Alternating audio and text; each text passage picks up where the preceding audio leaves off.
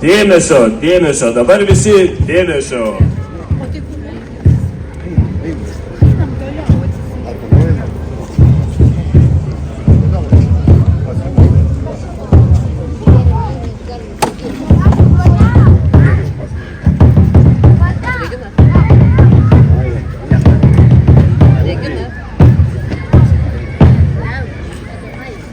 Dabar visi kartu su akmentikiais keliaukime prie išminčių stalo.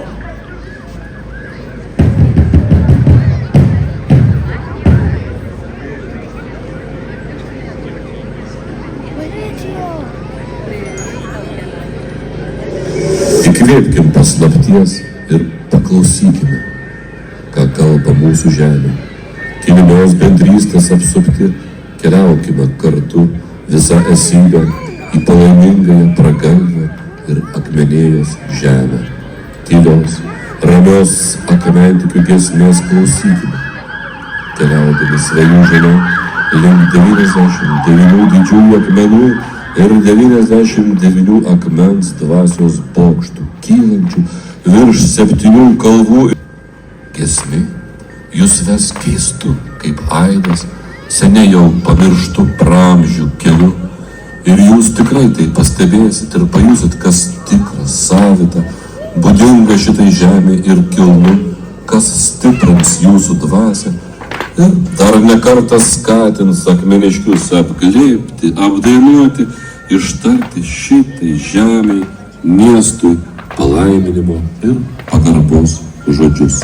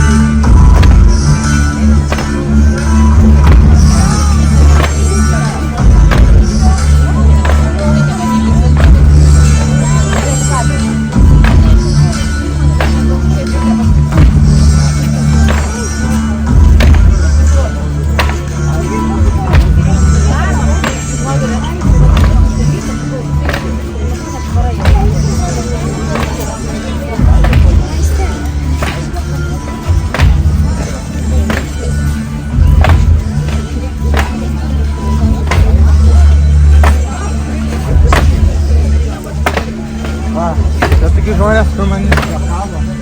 Ir aš tik akmenį liečiau, tavo tikras.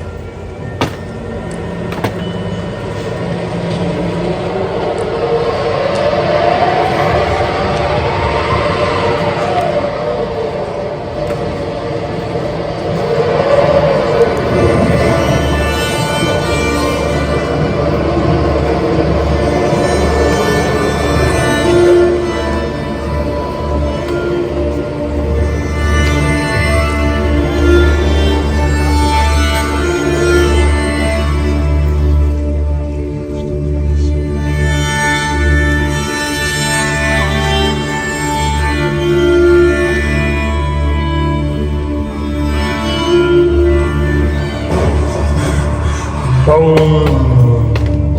dom, bom, akmo, akmo, akmo.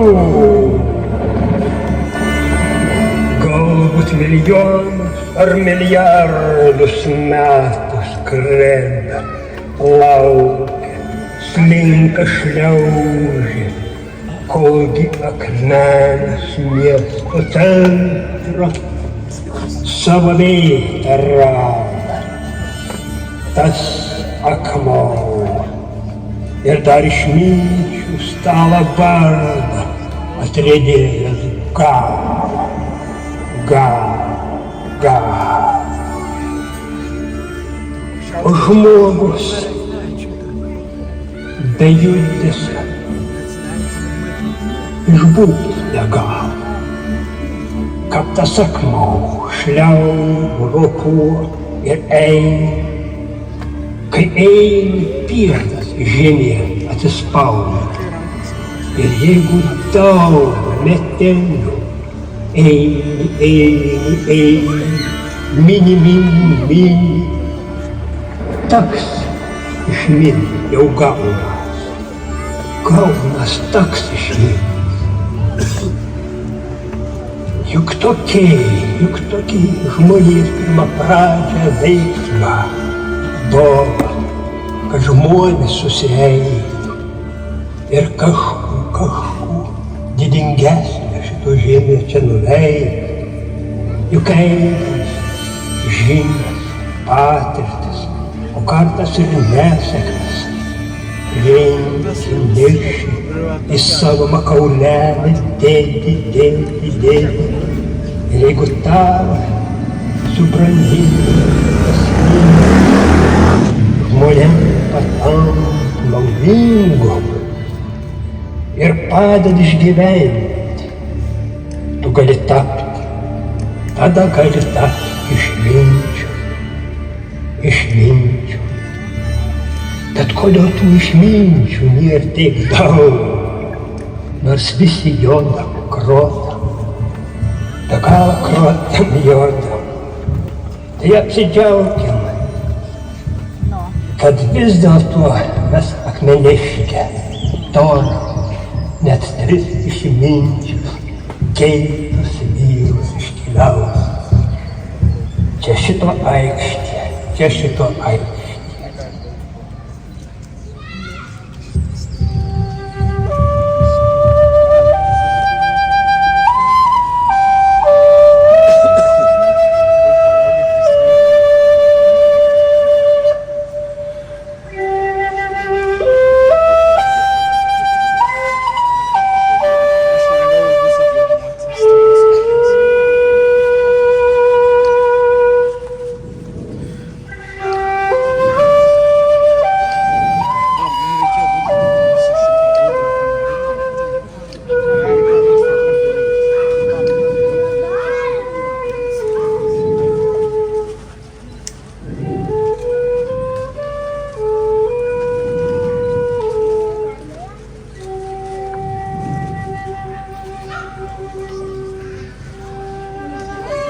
šito aikštė, 3 išminčiai, stovu prie tos stovylas, didingą vyrą, katras norėčiau įsiklausyti vienų, gal kuo nors išgeras, o joms biški tylesnio laiką savo paskirkit.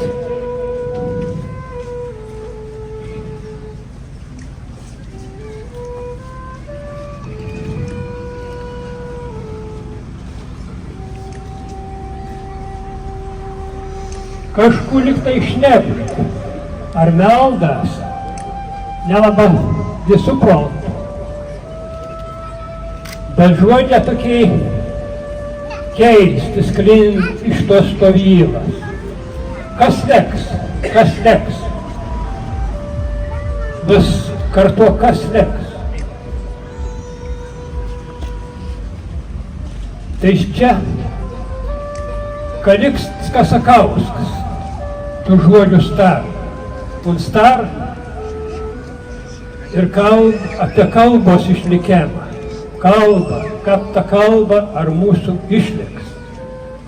Tas laikas, senas laikas, Kryžeivė, Paulį, Prūsą įtaką lietuviams darė, Lenkų unija 200 metų irgi žalą mums padarė, nors saugomą šiokį tokį davė. O Maskuolę, kaip ir visi žinot, net po šią dainą mes keiksmažodžių galybę toram dovanotų iš anų laikų, kai kartą okupuoti buvo.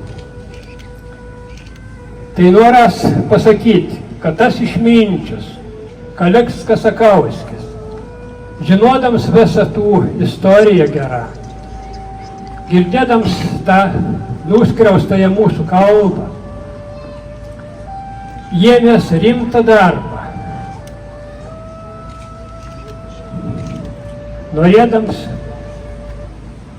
savo kalbą paversti vos ne puošniausių rūbų tarp tautų.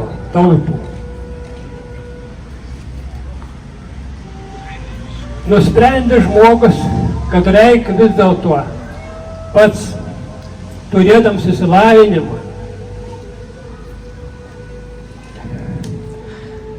nusprendė parašyti gramatiką lietuvių kalbos.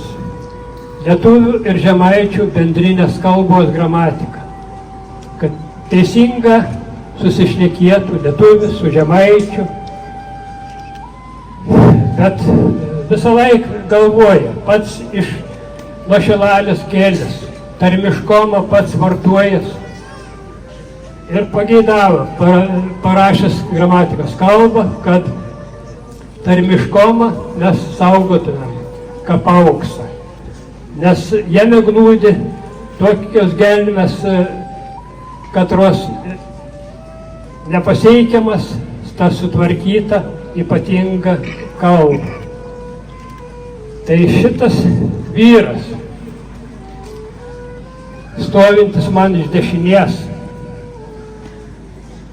ant jo nugaros ir užrašą uždėjau. Po 1831 metų viešą paskelbė, kad žemaičiai ir Lietuvė dar sukursė savo karalystę. Po sukilimą tai buvo. Tai tokia grėsmė žmogų buvo, bet mums išdrįsa pareikšti. Teisiova, tvarkė, kalbreda, žemaitišką liežuvį. Stabgireida pasakė, užrašė, ant savo ypatingas didelis tos knygas. Kalbreda liežuvė tuo žemaitiško. Ir po šią dainą gerbkim anų triūsą, nežiūrint, kad tas žmogus Valančiaus, kaip ir visi kiti protingi žmonės, patiria savotišką skriaudą ir netektis. Vietoj tos gramatikos sukurtos kaip dokumento, kaip tautos vystymosi etapą, anų tiesiog į Lietuvos pakraštį pasiuntė toliau tarnauti, klebonauti. Ir jis čia savotiškai tokioj nevilty, kaip mokslo vyrs, teologijos daktaras, praleido 30 metelių mūsų Akmenės bažnytėlėje, prie Spinksūnės, rašydams kažką tai tokio. Ir galiausiai, kai atėjo 1863 metai, sukilėliai paprašius manifestą perskaityti, Kalikstas Kasakauskis pakankamai drausų žmogus būdams jį perskaitė, bet maskoliai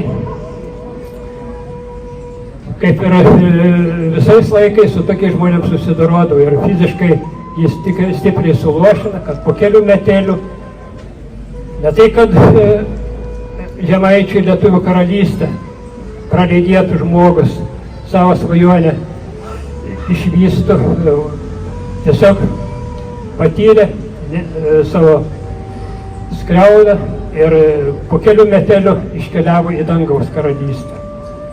Tai, o čia ant mano galvos, ant mano čiuprinėlis, angels įsitaisęs. Tas angels tegu sauga ir jums akmeniškis yra nuo tų stovyla. O dabar gal prieisiu prie antrą vyrą.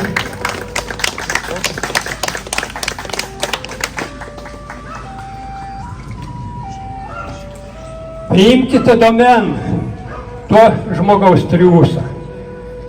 Tai Dom Šidlauskis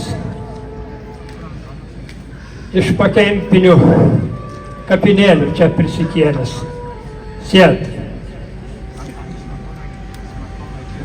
Tai buvo naujos religijos kūrėjas su baltiško religijos tąsos nešies.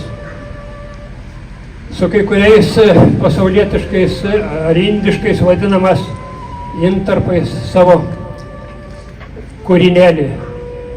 Visomybės tokią knygą jis užrašė, jį jau antikvarinė patapus. Tai šitas žmogus siekia tokios tautos dorybės modelio. Jis tiek buvo įsileidęs į tą dvasinį tautos gyvenimą, kurio jis nebuvo patenkintas ir tiesiog norėjo savo tuo leidiniu visomybę užrašęs taip dalykiškai, taip detaliai, kaip reikėtų tvarkytis jo tautos dvasinį gyvenimą. Ir jis, būtent ta knyga, tas jo toksai gan griežtas radikaloms, savotiškai net ir smetoninė Lietuvos vyriausybė šiek tiek nugąsdino, nors tautininkai liktai ir turėjo tokių norų, tokių pažiūrų, taip pat to tautiškumo puoselėjimo.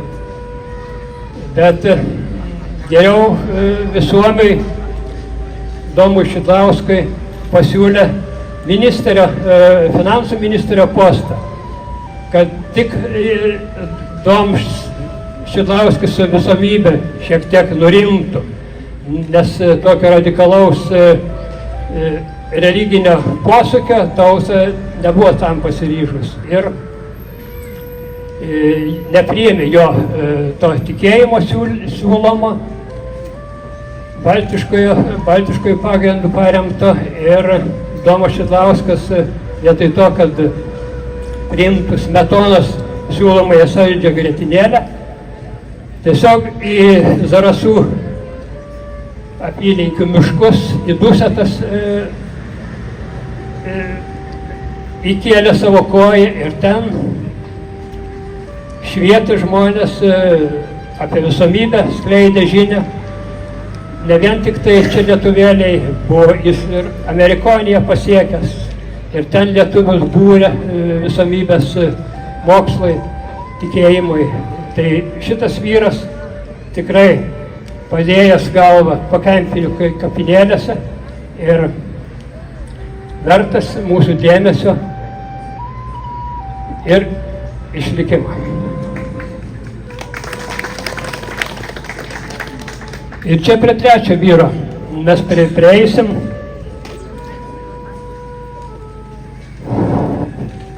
Liudviko Jakavičiaus. Tai be galo įdomus ir paslaptingas žmogus, turėjęs įvairiausių gebėjimų. Ir teatro režisierius, ir redaktorius, ir spaudos platintojas, ir pats kūryba užsiminėjo ir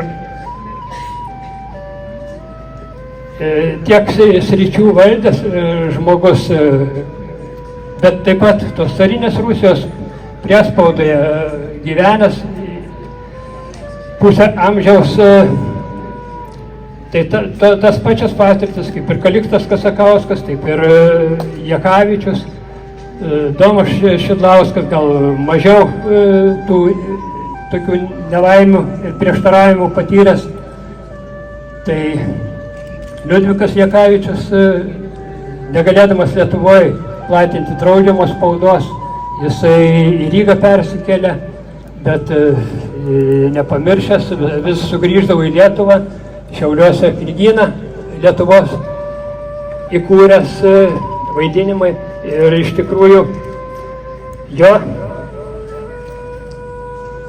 veikla tokia įvairialypė, kad amžiaus pabaigoje šiek tiek vis vien, nors jis ir buvo laisvamaniškųjų pažiūrų, neprilipo ne prie ne vieno religinio modelio, bet amžiaus pabaigoje jis vis dėlto pasirinko slapyvardį Lietuvanis. Tai yra toks pasakojimas, ar jo paties sukurtas, ar kažkieno kita, kad pasiėmęs šitą slapyvardį, jisai iš pradžių norėjo turėti tą slapyvardį Lietuvonis, Lietuvos dievaitis. Lietuvių mitologijai yra minimas Lietuvos dievaitis. Lietuvonį pasivadino ir sako, tą pačią dieną stipriai pradėjo pliaupti liūtis. Ir kur tik jisai beidavo, visur paskui lietus sekė. Akmeniai Šiauliuose, namai šiaudiniais stogais įlinko, kai kur įgriuvo.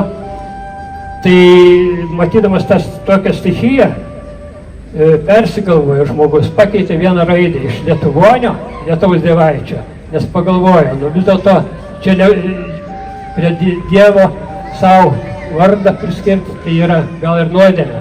Tai pakeitė Lietuvanis ir tuo momentu lietus nuščiuvo.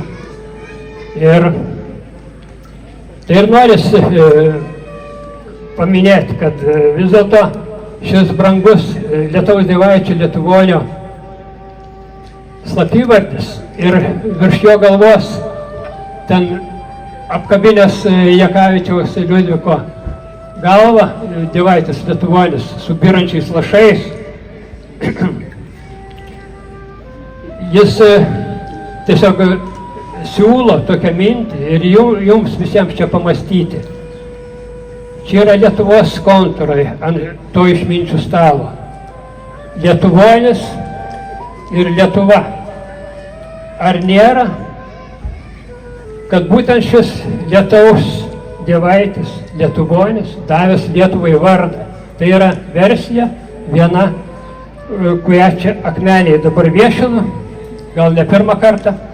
Tai mes turim Lietuvos dievaitį Lietuvonį ir akmentikai, kurie čia stovi šalia manęs, neabejoja, manyčiau, neabejoja, kad Lietuvai Lietuvonis padovanojęs vardą yra. Todėl atsiprašau už tą nesklandžią kalbą, ne aktorius, ne poetas esu, norėjau poetiškai gal pasakyti, bet šitą vaidmenį aš pirmą kartą, todėl pasikviečiau į talką jaunas merginas ir akmentikius ir akmentikės, kurios palaimins šitą stalą, taip pat apšlakstys ir šias stovylas.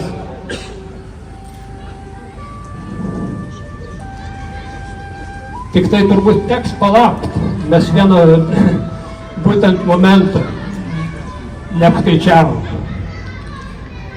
Vandens nėra. Vandens nėra.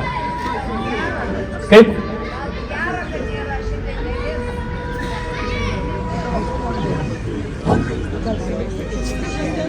O kaip jums, geriau, kad lyja ar kad sausa? Dabar mes galim šventi. Vakar stipriai lyja.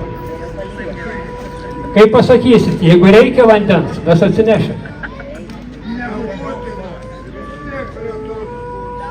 Bus. Dabar norėčiau paprašyti Lietuvos dievaičio Lietuvonio, kad jisai bent leistų šitai šventai baigtis. Tada tegu palyja stipriai.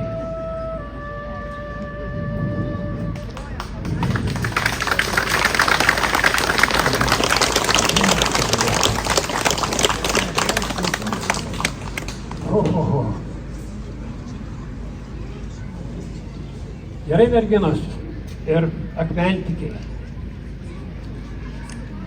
Su šiokiom tokiom klaidelėm, gal jos dar įdomesnės, kai kam pasirodys, pabaigsim savo tą kelionę apie išminčių stalą. Amen.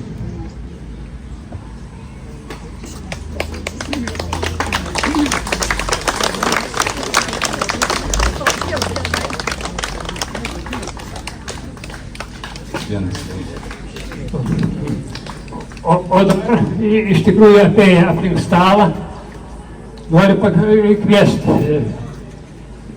Nuo Lakštingalų slėnyje dažnai yra begėdantį žmogų, poetinės eiles. Jis paskaitys taisyklingą, gražią lietuvišką kalbą. Tai Povilas Venta Kuprys. Kasakauskas Jakavičius. Suomis Kasakauskas Jakavičius. Akmenupis, akmenupis, akmentikių upė.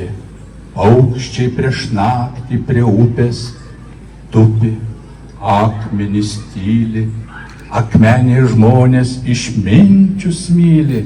Akmengraužys, akmentikys Antanas, akmenė be išlygų iš akmens kala, akmen vilties prisipildęs, akmen žodžiauja, akmenė mano valstybė, akmenė mano pasaulis, akmenė mano teisybė. Visomis Kasakauskas Jakavičius. Kokia melodija, koks trižodis, kaip smuiko ilgasis mičius. Visomis Kasakauskas Jakavičius. Groja trijų išminčių esybė, susėdo jie prie išminčių stalo akmenėje ir pareikalavo teisybės, teisybės, teisybės. Pasaka akmenės be galo, prie prailginto akmeninio stalo. Kas bus kitas, kas prisės ir pasakys: brolau, alaus ar midaus iš akmeninio žmogaus. Ir akmenys akmenis su akmenės žmonėmis užkauks, kaip geležinis vilkas Gedimino kalne. Debesys virš akmenės plauks ir plauks, palies ir tave, ir mane, ir mane, ir tave. Visus žmonės, ne tik šitame mieste. Visomis Kasakauskas Jakavičius. O dangau, o žmogau, o dangau, akmenėje aš amžiais pasilikau. O dangau, o žmogau, o dangau, akmenėje aš amžiams pasilikau.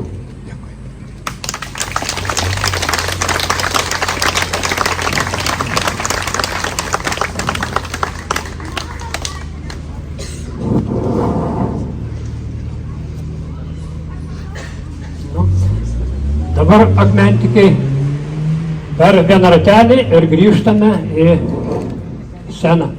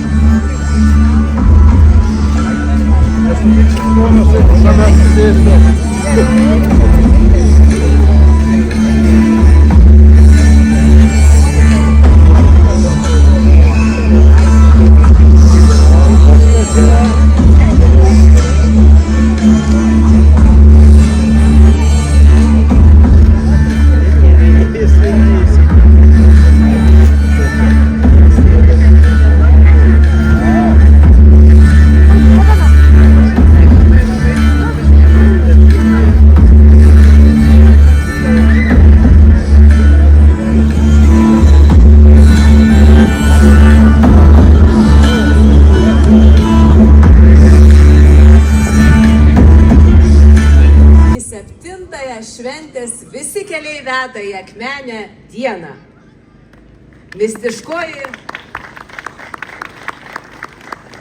Mistiškoji akmentikių legenda vėl pakvietė visą, kas gyva, susibėgti, sugrįžti į šitą didžią pragalvio ir akmenėjo šventą žemę. Ir kūrybinę galę pritvinkusiems, apdovanotiems ir visiems kitiems žmonėms, kaip pavasariniam upėm šelmiškai, triukšmingai ir prasmingai iš dūšio šitai žemei išliet. Ir kaip sugrįžtantiems sparnuočiams iš kitų pasaulių įsičiulbėt, įsičiauškėt ir pasitikrint savo giesmių nekintančias, o gal net augančias vertes.